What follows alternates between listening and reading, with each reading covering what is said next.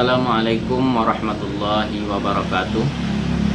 Alhamdulillahirabbil alamin, wassalatu wassalamu ala asyrafil anbiya'i wal mursalin Sayyidina Maulana Muhammad wa ala alihi wa sahbihi ajma'in. Amma ba'du.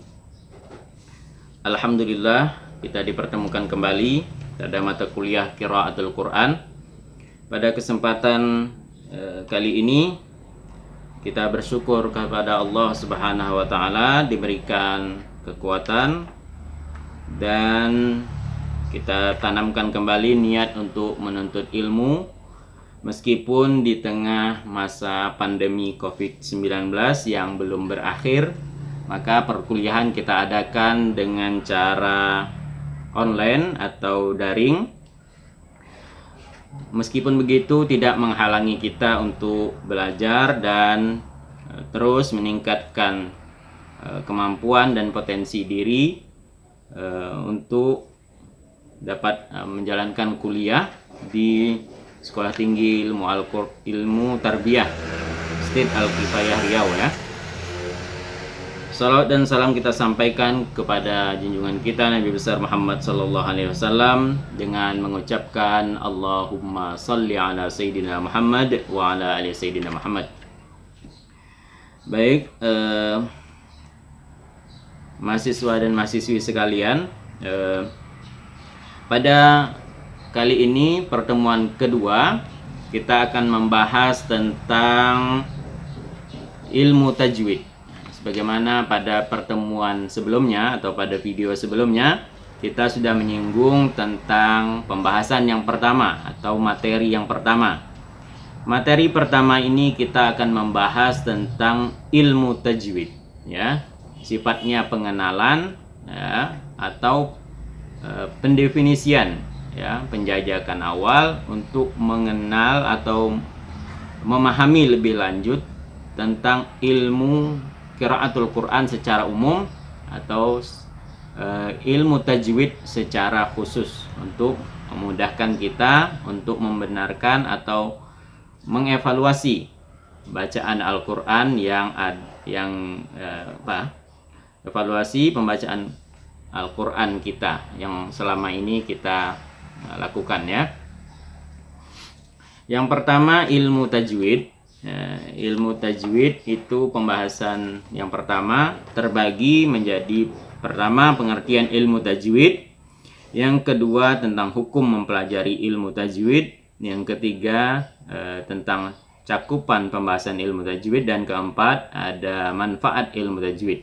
Nah, ini akan kita uraikan satu persatu.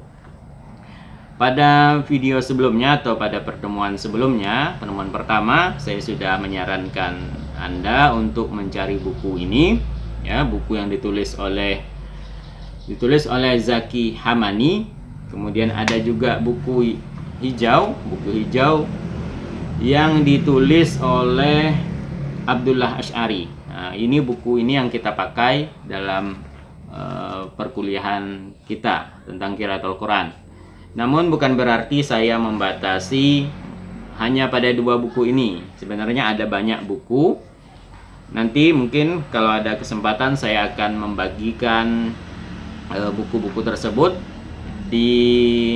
dalam bentuk PDF di grup perkuliahan kita. Begitu juga tentang silabus ya. Silabus akan dibagikan ya, atau sudah dibagikan di WA ya, di grup WA ya. Baiklah, apa itu tajwid ya? Mata kuliah kita pertama ini tajwid. Apa itu tajwid ya? Tajwid itu asal katanya dari bahasa Arab tentunya ya. Bahasa Arab yang berasal dari fi'il madinya jawwada ya. Jawwada yujawwidu tajwidan. Artinya membaguskan atau memperindah atau juga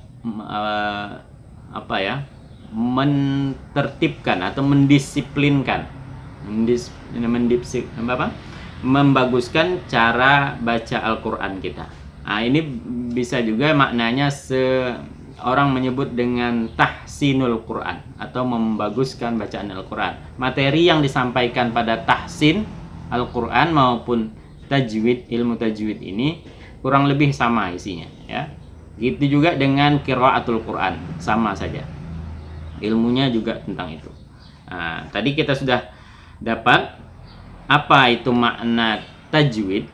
Tajwid itu maknanya adalah memperbaiki, memperindah, atau membaguskan cara baca Al-Quran, ya. Begitu juga dengan qiraatul Quran. Qiraatul Quran itu, qara'a itu artinya membaca.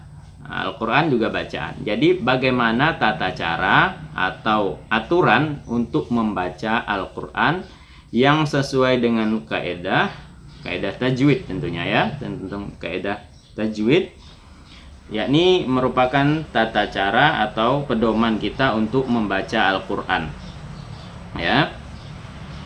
Secara istilah, tajwid itu ada sebuah nazam atau sebuah syair dituliskan di sini. Apa itu ilmu tajwid? Wa huwa i'ta'ul hurufi haqqaha min sifatin laha mustahaqqaha. Nah, nanti ini saya tampilkan di video ini, ya. Wa huwa i'ta'ul hurufi haqqaha min sifatin laha wa mustahaqqaha. Artinya, ilmu tajwid itu adalah pemenuhan hak huruf-hurufnya. Jadi huruf-huruf hijaiyah itu harus disesuaikan dengan di mana tempat keluarnya, sesuaikan dengan hak-haknya. Artinya haknya begini, di tempatnya di sini, apakah di kerongkongan ataukah di lisan, di lidah ataupun di bibir. Nah, itu disesuaikan, ya. Itu hak, di mana hak huruf itu, ya. Kemudian min sifatin laha wa mustahaqqaha. Artinya juga sifat-sifatnya, sifat-sifatul huruf itu disesuaikan pula bacaannya, di mana, ya, keluarnya, bagaimana bunyinya, itu disesuaikan, ya. Secara harfiah kita terjemahkan, tajwid itu adalah pemenuhan haknya huruf-huruf, kemudian sifat bacaannya huruf semua bunyi. Artinya di mana letak makhrajnya, di mana letak bentuk atau disesuaikan dengan sifatnya. Sifatnya itu, huruf itu mempunyai makhrajnya, mempunyai sifatnya, ya. Kemudian waraddu kulli wahidin li aslihi wal lafzu fi nazirihi kamislihi. Artinya setiap huruf terbaca makhraj aslinya, ya, lafaz sama yang seimbang bacaannya. Artinya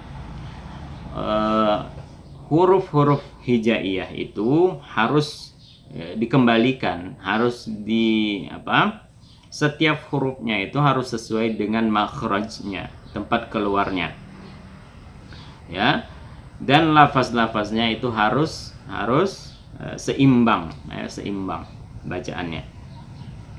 Jika diperjelas, maka apa itu yang dimaksud dengan ilmu tajwid secara terminologis atau secara istilah, kita simpulkan bahwa ilmu tajwid itu adalah cara membaca Al-Quran dengan memenuhi hak-hak setiap huruf, baik dari segi makhrajnya maupun dari segi sifatnya, ya.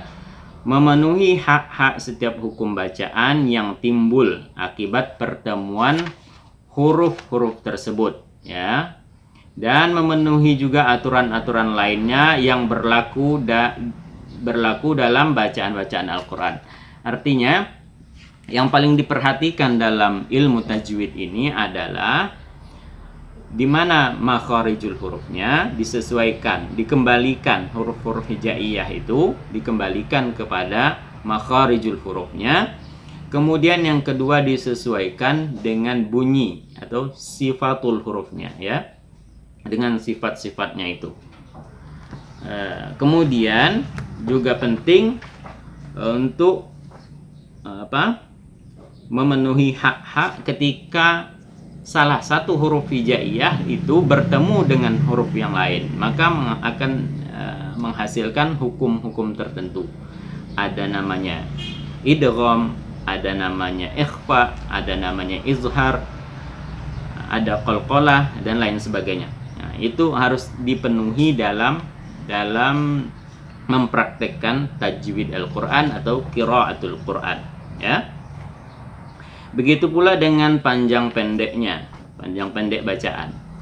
Ketika membaca mad tabi'i, berapa panjangnya harus disesuaikan dengan aturan yang ada, ya.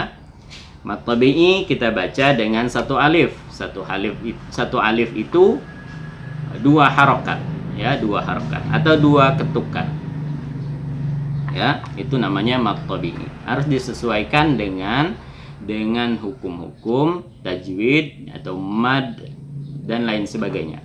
Artinya ketika sudah membaca tajwid, membaca Al-Quran dengan tajwid, kita harus memperhatikan hal-hal yang urgen atau yang penting, terutama tentang dasar-dasarnya, yakni tentang makharijul hurufnya, tentang sifatul hurufnya, kemudian ada hukum-hukum tajwid dan mad, ya, ada mad lazim, ya, ada mad wajib, ada mad tabi'i, mad iwad dan lain sebagainya. Kemudian tentang hukum tajwid. Apa hukum tajwid? Apa hukum hukum mempelajari ilmu tajwid ini? Ya, kita sudah selesai tentang pengertian ilmu tajwid. Sekarang kita bahas tentang hukum mempelajari ilmu tajwid. Para ulama ahli Al-Quran membagi hukum membaca hukum mempelajari ilmu tajwid ini menjadi dua. Yang pertama hukumnya fardu kifayah, yang kedua fardu ain. Nah, fardu kifayah ini diwajibkan atas perorangan dalam satu kelompok, ya. Jadi mempelajari ilmu tajwid ini ketika dalam satu kelurahan, dalam satu desa, dalam satu kampung, maka salah seorang wajib, artinya dihukumkan fardu kifayah untuk mempelajari ilmu tajwid.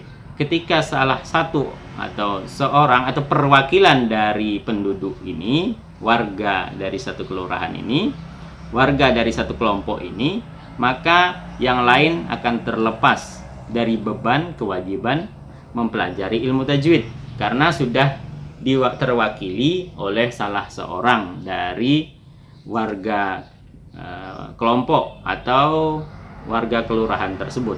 Nah, ini maka sifatnya perwakilan, ya, diwakili oleh seorang dalam satu komunitas itu sudah cukup, ya. Itu hukum secara umum tentang fardu kifayah, ya, fardu kifayah untuk mempelajari ilmu tajwid, ya, dalam satu kelompok, dalam satu komunitas. Tetapi ada hukum yang kedua, yakni fardu ain. Fardu ain ini kewajiban yang dibebankan oleh setiap mukallaf. Ya, fardu ain artinya masing-masing individu wajib mempelajari ilmu tajwid. Ya, karena mengapa? Karena dia membutuhkan bacaan yang baik dan benar ketika melafazkan Al-Quran, membacakan Al-Quran ketika sholat 5 waktu, ya. Maka hukum mempelajari ilmu tajwid, hukum mempelajari qiraatul Quran maupun namanya tahsinul Quran, membaguskan atau memperindah bacaan Al-Quran yang sesuai dengan hukum-hukumnya, maka wajib atas perorangan, ya. Jadi hukumnya tadi terbagi dua. Yang pertama kifayah, fardu kifayah. Yang kedua fardu ain. Artinya wajib atas setiap orang muslim yang mukallaf, artinya orang yang sudah dibebani syariat, yakni pelaksanaan sholat, pelaksanaan ibadah lainnya, terutama sholat, karena sholat, di dalam sholat inilah kita mempraktekkan bacaan Al-Quran itu, baik ketika membaca surah Al-Fatihah, membaca ayat-ayat tertentu, maupun membaca rukun-rukun qauli. Ya, ada di dalam sholat itu ada rukun-rukun qauli, ya, ada rukun perkataan, ya. Dalam sholat ada rukun yang diucapkan. Salah satunya adalah contohnya membaca takbiratul ihram.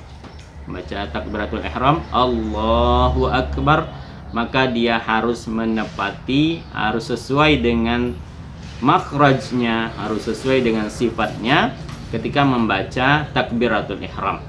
Kemudian ada membaca Al-Fatihah, ya, surah Al-Fatihah, maka dia wajib membaca sesuai dengan makharijul huruf, sifatul huruf, hukum-hukum tajwid lainnya. Begitu juga ketika membaca tahiyat akhir, ya, membaca tahiyat akhir dan mengucapkan salam. Nah, itu penting di dalam sholat, ya, penting di dalam sholat. Begitu juga ketika membaca surah-surah atau ayat-ayat setelah membaca surah Al-Fatihah di dalam sholat. Nah, ini penting, harus dibaca sesuai dengan makharijul huruf, sesuai dengan sifatul huruf, harus sesuai dengan ilmu tajwid. Nah, disinilah kita mempraktekkan bacaan atau teori tentang qiraatul Quran ini, ya. Oleh sebab itu mempelajari Al-Quran, mempelajari, ya, tata cara membaca Al-Quran atau ilmu tajwid ini sangat penting, bahkan diwajibkan, ya, fardu ain. Kemudian apa saja pembahasan tentang ilmu tajwid ini? Nah, ada banyak sekali pembahasan tentang ilmu tajwid, ya. Sudah kita sampaikan pada pertemuan pertama. Pada pertemuan pertama kita bahas ada tentang masalah makharijul huruf, ada tentang sifatul huruf, ada tentang gunnah, ada tentang nun sukun dan tanwin, kemudian ada idgham, ada tentang alif lam qamariyah, ada alif lam syamsiyah, masalah qalqalah, ada qalqalah kubra, ada qalqalah sughra, kemudian ada tafkhim. Kemudian termasuk juga kita bahas tentang waqaf dan adab-adab membaca Al-Quran. Nah, ini cakupan pembahasan ilmu tajwid. Ini yang menjadi pembahasan kita juga, materi pembahasan kita di dalam perkuliahan ini selama 1 semester. Kemudian perlu juga disampaikan tentang manfaat ilmu tajwid. Nah, apa manfaat ketika mempelajari ilmu tajwid? Apa yang manfaat yang kita dapatkan? Nah, manfaatnya adalah agar kita setelah mempelajari qiraatul Quran, setelah mempelajari ilmu tajwid ini, kita diharapkan bisa membaca Al-Quran dengan benar tanpa ada kekeliruan. Nah, tanpa ada kekeliruan ketika membaca Al-Quran. Karena ketika kita keliru menempatkan huruf-huruf atau menempatkan di mana huruf-huruf tersebut keluar, maka kita akan mengalami perubahan makna, ya. Al-Quran itu satu huruf saja berubah dari makharijul hurufnya, maka maknanya akan berubah, ya. Kita contohkan qalbi dengan kalbi, ya. Huruf qaf dengan huruf kaf itu beda, ya. Qalbi dengan kalbi itu beda. Kalau qalbi itu terjemahnya dari bahasa Arab adalah hati, ya. Atau kemudian kalau kalbi itu artinya anjing, ya. hanya satu huruf saja, kita dapat mengalami perubahan makna bahasa Arab ya. Gara-gara satu huruf ini maknanya akan berubah jauh ya. Misalnya ada doa sabbit qalbi ala dinika wa ala ta'atika ya. Ketika kita membaca dengan sabbit qalbi ala dinika wa ala ta'atika ya. Ya Allah, tetapkanlah hatiku atas agamamu dan ketaatan kepadamu.